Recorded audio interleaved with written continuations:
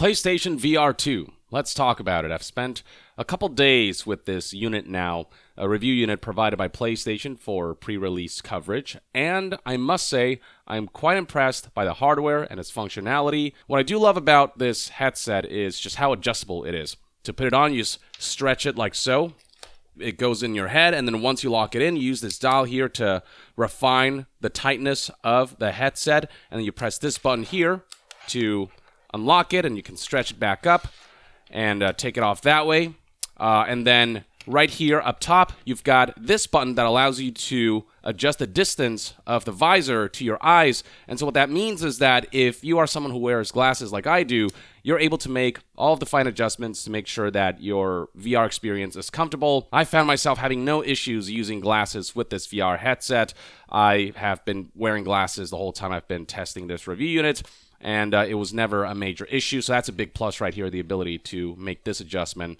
And then you've got this dial here that allows you to, let's see if I can get it in frame here, adjust the distance of the two lenses. We all have different facial attributes. Our eyes are different distances apart, so this will allow you to refine things so you can find the right focus point.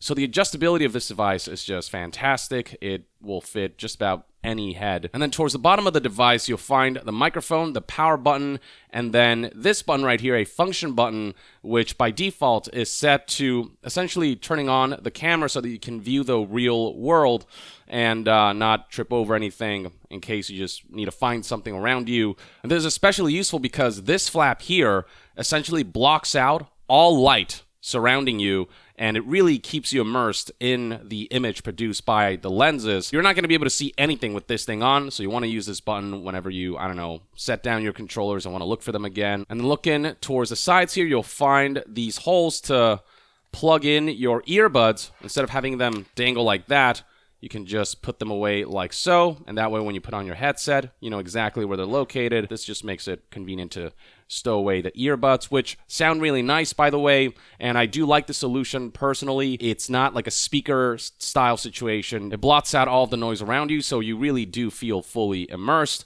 while being able to hear enough around you that, say, somebody's calling to you, you're going to be able to hear that, but generally, it feels like all of the audio you're experiencing is from within the game because the audio is piped directly into your ears. So I actually do enjoy this implementation of the earbuds, which is easy to set up by plugging this strip here onto holes. And really, the simplicity of the setup is one of the greatest compliments I have to give to this unit. It's just literally a single USB-C cable, you can see right here, that's currently plugged into the front of my PlayStation 5. You just boop, pop it in there, and that's it. You don't have to have a separate box, or you have to insert a bunch of different cables. It's just the one cable, and you're up and running. And the PlayStation 5 software setup system is just, it walks you through everything super conveniently, super intuitively. It'll walk you through getting the headset set up, getting the controllers connected wirelessly. It'll walk you through the eye tracking stuff, get that set up. It'll walk you through the play area, making sure that you find the right space, and just, it's this really convenient system where you can literally just look around the room, and the sensors on the cameras will detect the objects around you, and it'll try to define the best play area for you, and then after that, you can kind of customize it a little more by essentially drawing on the floor with the controllers.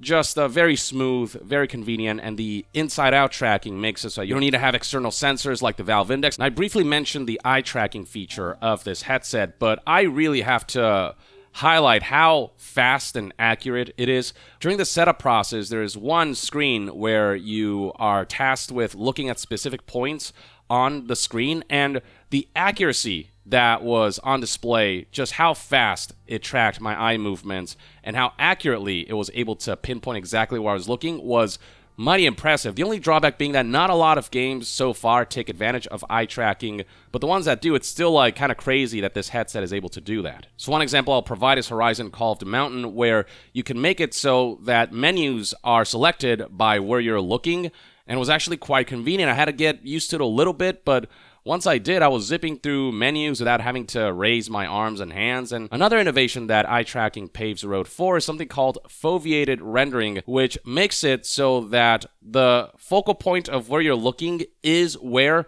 the highest amount of rendering is going to happen. And everything around your peripheral vision is going to have lower graphics fidelity and rendering so that you can push more graphics out of the system so that the system has to work less because it's only rendering at high fidelity at exactly what you're looking at. And because your peripheral vision is going to blur out stuff anyway, it doesn't make sense to render all of that stuff at high fidelity. And so it just makes it more efficient for the PlayStation 5 to be able to handle higher fidelity graphics. So just a lot of cool tech packed in this headset device. Now, it is $550, which is more expensive than the PlayStation 5.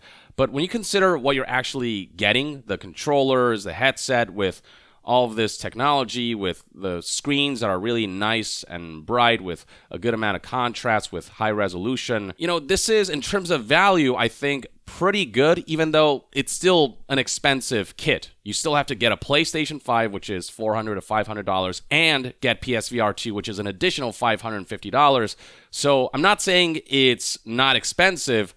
I'm just saying that you do get a lot out of the $550 you're paying for this. You do get a good amount of tech built in this system. Something else that this headset does is what I can only call headset rumble. It essentially offers haptic feedback to your head with the headset's ability to shake and tremble depending on things that happen in the game. So if there's a situation where the environment around you is quaking a little bit for some reason, you'll feel the headset rumble alongside what's going on in the game. And I was surprised by how much more immersion you get out of a scenario when matched really well with the headset rumble. Or say you're playing a game where there's combat involved and you get hit in the head, you really feel the impact. Or I was playing this game Thumper, which is a rhythm game, and there's a lot of like visually impactful moments, but when combined with the headset rumble, you just really feel like there's something substantial happening on screen, and it feels like you're a part of that, like sensorially a part of what's going on in the virtual world, if that makes sense. And of course, this is further aided by the haptic feedback and the adaptive triggers on these controllers. I unboxed these and kind of talked about them briefly, but I do want to say that they're overall really comfortable. I do think that these rings around the controller makes it a little more difficult to just pick up. The best way I've found to know how to grab these controllers, where to approach it from, is just to look for the ring, to look for the circle, insert your hand into the circle, and you're good to go. But when looking at it from different perspectives, it's hard to tell which one's left, which one's right. And so to pick them back up, it takes a little just finagling and looking for the right way to grip it, or the right area where you want to insert your hands into. It's just not as immediate as other controllers where it's just basically a big stick. But it's not like the worst problem ever. You do eventually get used to it, and it's these rings around the controller that allows for PSVR2 to do the inside-out tracking. The extra friction in just picking up the controllers aside, though, these are really comfortable in the hands. You've got the face buttons here, the X, circle, triangle, square buttons that are classic to PlayStation. I do find these buttons to be a little too stiff, though. I wish they were a little easier to press. You have to put a little too much force to press these, and in certain games where you may be pressing these buttons a lot, I did find my hands getting a little tired. The analog sticks are fine. They're in a good position. I wish I had a little more range of motion, especially when I'm moving and I want to do slight diagonal adjustments. I occasionally make too much of a diagonal adjustment. But generally, these analog sticks are more than serviceable and will get you through all of the different VR experiences available on PSVR2. You've got the triggers here, which have the adaptive triggers function. And when a VR game utilizes these well, I mean, you really feel a lot more immersed. You really feel the tactility of the tools that you have on your hand. I don't know of any other VR device that does adaptive triggers. And then you've got these two buttons right here, the L1 and R1 buttons that your middle fingers will press. That usually is used to, grab objects and grip things. These require a good amount of pressure to press, and so you're not going to be pressing these accidentally. I did sometimes wish that the buttons were a little easier to press, weren't as stiff, because there are certain games where you have to hold on to this button to keep something grabbed, like, say, a weapon. You have to keep this held, otherwise you'll drop your weapon. And the amount of pressure required to maintain this button press may potentially lead to some people's hands getting tired out a little quicker. It's not severely crippling to the gameplay experience, but just something that I think is worth noting. Just in general, buttons I wish were a little less stiff. The triggers, though, are perfect in the amount of resistance and the amount of travel and all these things. And you've got the PlayStation home buttons here. And, I just turned on my PS5 by accident, but whatever. And then the You got the options and the capture buttons here. And this is what it looks like when the controllers light up. All right, so with all that out of the way, what is it like actually using this device? What's the experience like? First, let's start with the screen. We're looking at a resolution of 2000 by 2040 pixels per eye. So that's a pretty good pixel density there. I wouldn't say we're at a point where the pixels are unnoticeable. It still does look like there's what I can best describe as a bit of like a film grain effect as you look around, because you can still see the minute small pixels, and so it just makes everything look a little grainy compared to, say, if you were to boot up a game on like a nice OLED TV, but still enough pixel density where images are crystal clear. And one of the ways you can use this headset is essentially have this giant screen occupying your view, and that essentially can be used as a TV, a virtual TV, where you can play regular games that are not VR, like, say, God of War Ragnarok. I tried playing like this, and it was a really cool experience for people who don't have massive TVs. This is one way to get a cinematic gameplay experience out of PS5 games. But, I did try taking off the headset and looking at the TV gameplay. I've got this, 84-inch OLED TV, and it's just, no comparison. The OLED TV was just brighter, crisper, the colors pop more. It was just, noticeably better visual experience.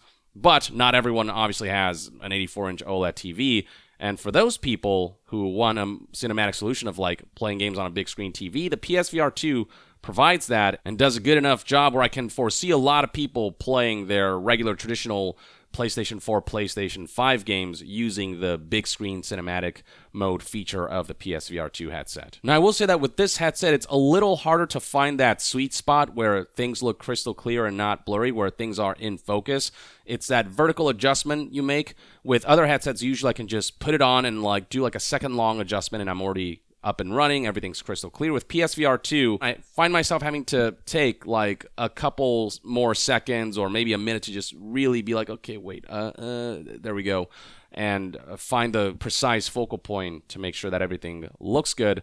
But I've been getting more acclimated with it. I'm getting faster at that. But once you find that sweet spot, everything looks pretty damn good. The tracking works super well. I've not had many issues. There was one time when I was playing Horizon where the tracking kept getting disconnected. I think it was because the TV itself is so big, and when I faced the TV directly, my headset's cameras just didn't know what it was looking at. It was just all this light coming its way. So there were a few times there where the headset said, hey, we're losing track of what's going on around you. These were rare occurrences, but just do know that lighting conditions might potentially affect the ability for the headset to keep track of the environment around you.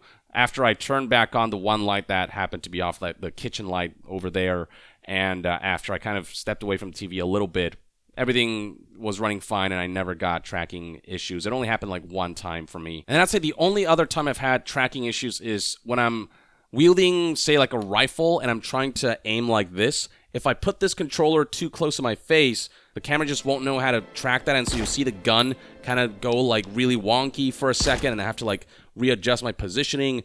And because the headset has this big bump that sticks out, that experience of really placing the rifle close to your eyes, it's that's a little harder to do. You might hit yourself with the controller on the headset, and so you have to go a little more forward, and it's this awkward kind of straining on the shoulders position compared to how you would do it in real life. And so that's a little thing that I noticed, and if you try to pull too close, then the cameras might not know what it's looking at. So stuff like that is worth keeping in mind. But generally, in most experiences, in most games, in most situations, I found that the controllers were tracked very accurately, very precisely, very quickly, one-to-one. It didn't feel like there was delay or anything. All right, so with that out of the way, what about the games that I played? Well, I tried quite a few. I got a number of review copies for PSVR2 titles that'll be there at launch, starting with Horizon Call of the Mountain.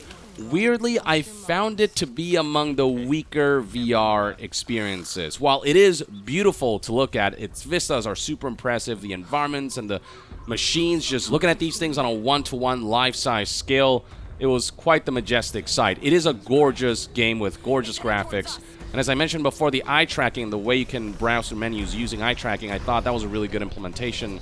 And generally, it doesn't play bad. It's not a bad game. It's just the game focuses too much on climbing, and I just kind of got bored really quickly.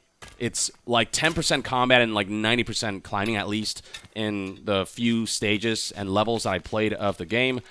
I just wasn't compelled by the gameplay and the game design. I was compelled by the world and just looking around me and looking at the things that I'd see in the traditional game, but, you know, right in front of me as if they were real in a virtual environment. That was compelling, but actually playing the game, I just really wasn't jiving with this one. This is supposed to be the flagship game release for PSVR2, the big launch title. Unfortunately, I found it to be among the more boring experiences overall, personally. I was more compelled by something like Star Wars Tales from the Galaxy's Edge. Originally an Oculus game, and you play as this droid repair technician who gets thrown into the thick of this major plot, and it's a lot of like gun wielding, but also there's this power tool that you get to use with different functionalities. And this is one area where the adaptive triggers really add to the immersion. There's just something about the resistance that is added to the triggers as you're using the power tool that makes it feel like a proper power tool, just that extra bit of friction and the triggers that regular power tools have. It seems like such a minor detail, but it's like the little things that make everything seem so much more immersive, and that one little detail just like really stood out for some reason. Overall, like a pretty fun game. I'm pretty early on, but it seems pretty extensive. There's like a whole upgrade system and shooting enemies with, you know, Star Wars guns and stuff like that. It feels pretty cool, not gonna lie, but I have to play more to really judge how the game develops over time, how the progression feels, and whether it can sustain my interest for the couple hours that this game runs. Now, one game that looks freaking incredible in VR is Rez Infinite, which is this weird Tron-esque, on-rails, music-based experience where it's just all about the vibes and the visuals and just taking in all this incredible just like shapes and colors that are coming your way, but in a VR environment where you can look around you. And I was like addicted to this one. Now, this is one game where you do have to use the face buttons quite a bit. And this is a game where I felt my hands getting tired from pressing the face buttons too much because of how stiff they are. So again, I do wish the face buttons here were just a little easier to press, not as much resistance. But overall, Rez Infinite, one of the highlights of my time with PSVR2. Same thing with Tetris Effect, which I believe is made by the same developer. It's just Tetris, but with all this incredible music and visuals coming your way. It's just this amazing vibe combined with Tetris. It's like Tetris that makes you feel things, which is weird to say, but yeah, I would continue to play Tetris like this, and with VR and everything, and seeing all these particle effects kind of come your way and kind of swirl around you, it was quite mesmerizing, honestly. Same could be said for Thumper, which is a rhythm game, but with the visuals and vibes of this like cyber Lovecraftian style is like the best way I can describe it. It's got all this like almost like optical illusion-esque shapes that kind of appear before you as you're rhythming your way through levels and stages.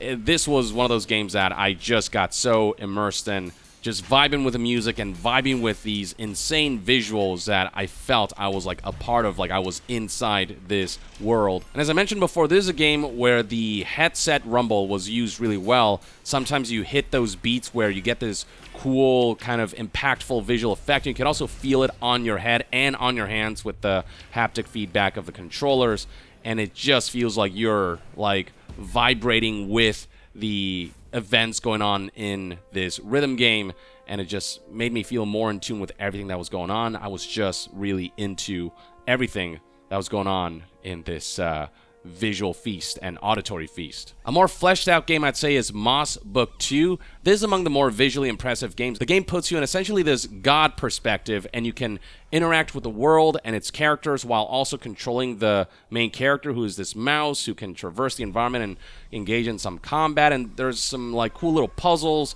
where I drag things around as a person in the god perspective while also moving the character and just helping the character out, essentially. I haven't beaten this game or delved too much into it, but what little I played was already super compelling. This feels like among the more like complete feeling VR experiences, less of a tech demo and more of like a proper, fully fleshed out game. Another VR title I checked out is called The Light Brigade, which is this cool roguelite with like Dark Souls vibes. There's a lot of just like traversal and gunplay and upgrades as you go along, as with any roguelite. I actually found myself being hooked by this game while I haven't seen the full depth of its gameplay and just how this game progresses. What little I played, I was really jiving with. You essentially go from room to room, clearing out enemies, getting upgrades along the way, and you have a very limited pool of health, so it forces you to be really careful. And I just, I felt the tension of the gameplay that they were offering here. I will say that the game was a little buggy here and there, and the frame rate would dip significantly during boss battles, for example, and stuff like that. So it still needs refinement, but the concept of this game, this roguelite first-person shooter in an almost like Castlevania-esque setting with like Dark Souls, dark fantasy vibes, like I was jiving with what they were doing here. I then tried out this survival game called Song in Smoke Rekindled. It has like supernatural elements, but it's got those survival gameplay tropes of like having to manage your hunger and your sleep and all these things. And you forage the land for resources to be able to use to build weapons and encampments and whatnot. But also it has this like main story and campaign that I'm going through. And I found myself really compelled by this one. This is one that I would go back to and continue playing, see where it goes. It doesn't do anything too special with the hardware of the PSVR2 headset, its unique features and the controllers and all these things. But for those who enjoy survival games and want to do that in VR, this seems like a pretty good choice. Pretty fun. Now, one game that I couldn't check out is called Startender's Intergalactic Bartending, because this is a game that requires a certain amount of space. Your play area has to be at least 6.7 feet by 6.7 feet, and I just didn't have that room in my living space. While I could have moved furniture around and made that space, I just didn't feel like doing that and then having to move all my heavy furniture back again. It just wasn't a worthwhile process. So this is a game that I just decided not to check out. And that's one of the barriers of VR. A lot of people just don't have the room for the kind of play area that certain games demand or that certain experiences are better off with. And while games that do encourage a large play area do allow you to activate sitting mode or standing still mode, for those who don't have the space, it's just not quite the same. Now, there's some games where it's just all you have to do is sit down and play. You don't have to move around and stuff, so those are really convenient, but many immersive experiences do want you to move around and have enough space to be able to literally, physically walk around. And games like Startender's Intergalactic Bartending, with the sizable play area requirement, it's just not going to be accessible for many people. But that's the one game that I couldn't play because of play area issues. All the other ones worked pretty well. Overall, I think the PSVR2 hardware works really well. The software, there were some fun times that I did have. But there's just nothing here on the level of something like Half-Life Alyx, which truly feels like a fully fleshed out AAA VR experience. A lot of these games either have that tech demo-y vibe or are just so short and short-lived. And so while maybe one day I'd recommend buying PSVR 2, for now, with the current software lineup, I'd say there's no rush to get this right now. It's better to wait until more compelling and more just fuller feeling games that can challenge traditional gaming experiences until those games come out. It doesn't help that PSVR 2 is not backwards compatible with PSVR 1 titles, and I get why. The technology and the way PSVR 2 tracks is just so different from PSVR 1 that implementing backwards compatibility, given how differently PSVR 2 works, isn't a simple matter, but it doesn't change the fact that it just limits the library of games of PSVR 2. It's starting from scratch, which is a damn shame because there's so many great PSVR 1 games that'd be well suited for PSVR 2, but we're just gonna have to wait until developers port that stuff over. But if you have the money and you like VR and you don't mind, having the smaller, more bite-sized and less fleshed out VR experiences that are still gonna offer some fun and are able to shell out $550 on top of the $500 or $400 to $500 for a PS5. Like, you're getting a great package here with really great hardware, with a lot of technology packed in here that's simple to set up, that's really easy and intuitive to use. This is a great VR headset that just needs more games to back up its hardware and its unique features. And I'm just keeping my fingers crossed that Sony don't PS Vita this and really support the hell out of this product with compelling software. Even if the rollout is a little slow, just stick with it until the end. Don't just abandon it. But yeah, there you have it, folks. That's kind of my take on the PlayStation VR 2. Overall, had a really good time with it. But if I were someone who was hesitant on spending $550 on this, looking at the current software lineup and having played these games, nothing here makes me go, I need this right now. But there's certainly a lot of potential here for this to become a great platform as long as Sony and PlayStation properly support the hardware with compelling software. I hope this video was informative. Let me know in the comments below if you're planning to get PSVR2 at some point and what kinds of games you'd like to see for it. And to be further updated on all things gaming news, reviews, and discussions, stay tuned right here on Young Yeah. I'll see you guys next time. Young out.